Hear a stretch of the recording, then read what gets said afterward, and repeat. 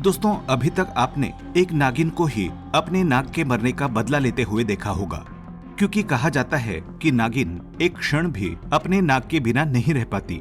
नाग के मौत के बाद नागिन नाग का बदला ले लेती है और फिर बाद में खुद मर जाती है। परंतु छपरोली क्षेत्र के एक गांव में एक अनोखी सच्ची घटना सामने आई, जहां एक नागिन के ऊपर बाइक चढ़ने की वजह से मौत हो गई। परंतु फिर उसके प्रेमी नाग ने जो गांव वालों के साथ किया, उसे जिसने भी सुना डर से कांप गया। दरअसल छपरौली गांव में रहने वाले दो भाई सुरेश और राम किसी काम से दूसरे गांव गए थे। उनकी खुद की बाइक थी। जब वो घर की तरफ बाइक से वापस आ रहे थे तो रोड में अचानक एक नागिन आ गई।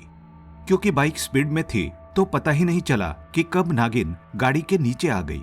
नागिन की वहीं मौके पर ही मौत हो गई। कुछ देर बाद नागिन के मृत शरीर के पास एक नाग आया और काफी देर तक उसके शरीर के आसपास ही घूमता रहा।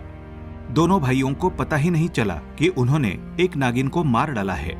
दोनों भाइयों ने मजे से रात को अपने माता पिता के साथ खाना खाया और सोने चल दिए।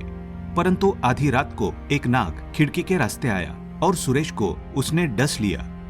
सुरेश तेजी से चिल्लाया तो नाग खिड़की के रास्ते ही बाहर निकल गया।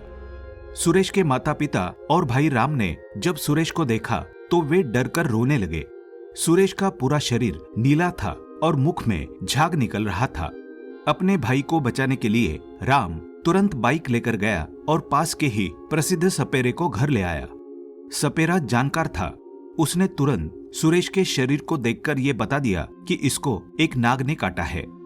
सपेरे ने अपनी विद्या से ये जान लिया कि एक नाग ने बदले की आग में ये सब कुछ किया है।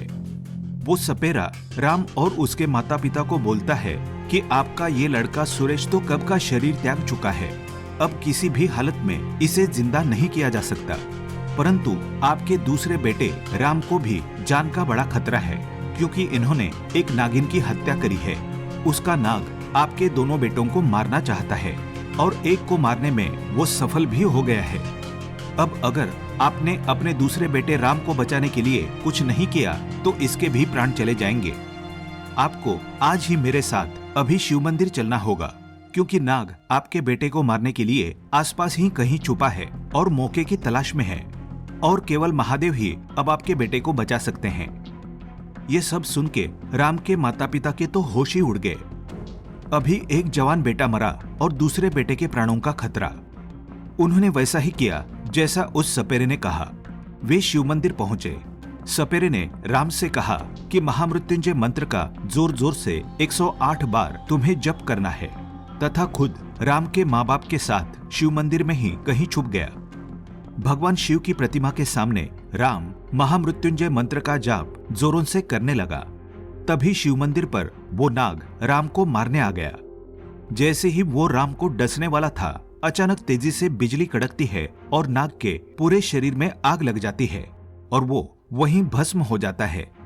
महादेव शिव ने राम की जान बचा ली थी। सपेरा और राम के माँ बाप ये सब देख रहे थे। जब राम का 108 महामृत्युंजय मंत्र जप पूरा हुआ तो उन्होंने उसे सारी घटना सुनाई तो वो हैरान रह गया। उस नाग से उसे भगवान शिव ने ही बचाया था। सभी ने महादेव को प्रणाम किया और राम को एक सबक भी मिल गया कि गाड़ी चलाते समय हमें सावधान जरूर रहना चाहिए, कहीं हमारी लापरवाही की वजह से किसी बेजुबान मासूम की जान न चली जाए। फिलहाल इस वीडियो में इतना ही। ऐसी ही इंटरेस्टिंग और नॉलेजेबल वीडियो देखने के लिए चैनल को सब्सक्राइब कर लें और वीडियो को लाइक और शेयर भी जरूर कर दें। मुझे दीजिए इजाजत। जय हिंद, जय भारत।